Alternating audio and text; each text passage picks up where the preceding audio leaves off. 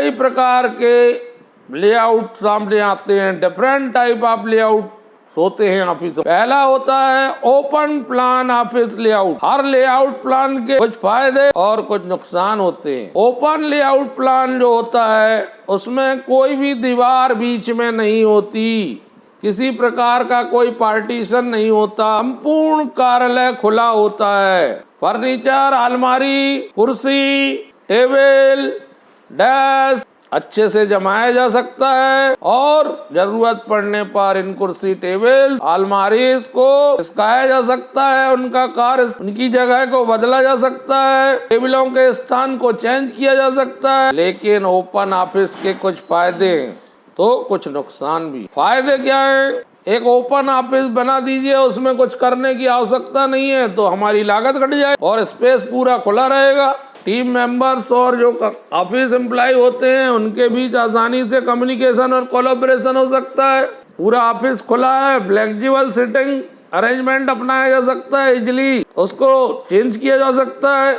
लेकिन open office का एक नुकसान ये है कि इसमें बहुत ज्यादा डिस्टरबेंस रहेगा, प्राइवेसी नाम की चीज कम रहेगी। कर्मचारी एक दूसरे के आमने सामने बैठे हो सकते हैं, तो बातचीत भी ज्यादा कर सकते हैं, तो उसमें काम में डिस्टर्ब पैदा हो सकता है। सामान्यतः एक ऑफिस खुला कैसा होता है ये उसका आपको इमेज दिया गया है। इस इमेज के आधार पर आप एक खुले ऑफिस को समझ सकते। दूसरा होता है private office layout. Office layout जो है करते समय केवल प्राइवेसी को ध्यान में दिया जाता है, काम की गुणवत्ता एफिशिएंट हो, कोई डिस्टरबेंस न हो, इस बात पर ध्यान दिया जाता है। इसमें एक सेलुलर शैली के वर्क स्टेशन का उपयोग करते हैं जिसमें आंतरिक दीवारें छत तक पहुंचती। इसका मतलब है कि शेष हिस्से को छोड़कर जो हिस्सा हम उपयोग कर रहे हैं उसको पूरी तरह से पैक्ड, सील्ड कर दिया जाता है, सील्ड ऑफ कर दिया जाता है। बचे हुए ऑफिस फ्लोर को छोड़ दिया जाता है। जैसे मैनेजर का चैम्बर है तो मैनेजर का चैम्बर पूरी तरह सील्ड रहेगा, वहाँ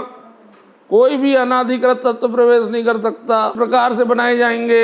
फिर जो वरिष्ठ प्रबंधक होते हैं लेआउट करना पड़ेगा, या निजी ऑफिस उनके होंगे। कई बार ऐसा संभव है कि एक ही निजी कार्यालय को कुछ प्रबंधक शेयर करें।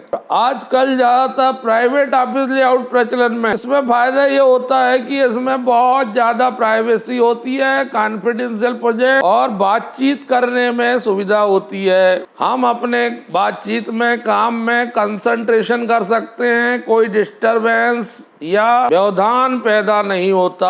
हम अपने प्रोजेक्ट में काम करने के लिए बहुत ज्यादा कंफर्टेबल महसूस करते। जब प्राइवेट चैम्बर सबके बनाए जाएंगे तो उसमें जमीन या फ्लोर की ज्यादा आवश्यकता पड़ेगी, और जब प्राइवेट चैम्बर अलग अलग बनाए जाएंगे तो ऐसी स्थिति में प्रत्येक चैम्बर को बनाने में लागत आएगी और ये इकोनॉमिकल हो। प्राइवेसी, कॉन्फिडेंस को ज्यादा जोर दिया जा रहा है, इसलिए कम्युनिकेशन में निश्चित रूप से बाधा आएगी।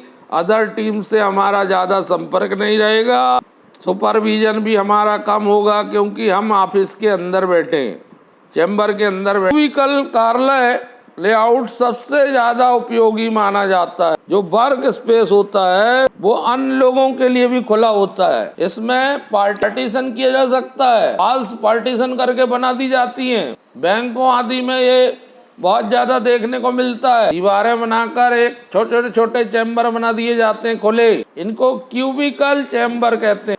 ये कार्यालय लेआउट का सबसे सस्ता किफायती प्रकार है। इस प्रकार के लेआउट का प्लान का कॉम्बिनेशन आप प्राइवेट ऑफिस में देख सकते हैं, बैंकों में देख सकते हैं, जहाँ सीनियर स्टाफ भी रहता है और अन्य स्टाफ भी काम करते रहता है, मीटिंग्स रूम्स भी रहती है। इनका सबका अंतर्निर्मित बैठक कक्षों में संयोजन देखा जा सकता है। काम की जगह में बढ़िया प्राइवेसी मिलती है, बहुत कम लागत आती है, व्यक्ति की आवश्यकता के हिसाब से बनाया जा सकता है वर्क स्टेशन। नुकसान ये है कर्मचारियों के मध्य जो इंटरेक्शन होता है वो बाधित हो जाता है और सुपरविजन के दृष्टिकोण से ये उतना उपयुक्त मॉडल नहीं, इसमें बैरियर हैं। फिर चौथा लेआउट का प्रकार है को वर्किंग ऑफिस लेआउट। ये आज के समय का महान इनोवेशन नवसृजन है ऑफिस लेआउट। इसमें डिजाइनिंग एंड डेकोरेशन अलग प्रकार से की प्रकार का प्लान जो स्वरोजगार करते हैं, सेल्फ एम्प्लॉयड होते हैं, उनके लिए ज़्यादा उपयोग। ऐसी जगहों में मोबाइल का इस्तेमाल ज़्यादा किया जाता है। इसमें ज़्यादा कार्य क्षेत्र बनाने की ज़्यादा आवश्यकता नहीं होती। यहाँ पर आप एक निश्चित शुल्क चुकाकर अपनी टेबल रख सकते हैं और अपना काम शुरू कर सकते हैं। लाभ है इसमें यह है कि फ्लेक्सिबल प्लान है, रोजगार करने वाले हैं, स्टार्टअप करने वाले हैं, फ्रीलांसर हैं, उनके लिए बेस्ट सूटेड जगह है। और इसमें आसानी से नेटवर्किंग और प्रॉस्पेक्ट नेटवर्किंग की जा सकती है। इंटरनेट को आसानी से शेयर किया जा सकता है। यहाँ बड़ा डिस्टर्बेंस बना रहता है, डिस्ट्रक्शन रहता है। वर्क प्लेस में कस्टमाइजेशन नहीं किया जा सकता। इसका इम्पैक्ट थोड़ा नेगेटिव पड़ता है वर्क प्लेस पर। होम ऑफिस लेआउट, मान लीजिए आपका घर है और आप इस प्रकार से अपने घर को बनवाना चाहते हैं कि घर का एक हिस्सा आपके कार्यालय के रूप में आसानी से उपयोग किया जा सके, तो इस प्रकार का ऑफिस लेआउट आपको होम ऑफिस लेआउट आपको बनाना पड़ेगा। इसमें आप अपने घर में जितनी चाहे उतनी जगह उपयोग कर सकते हैं और ऑफिस वातावरण से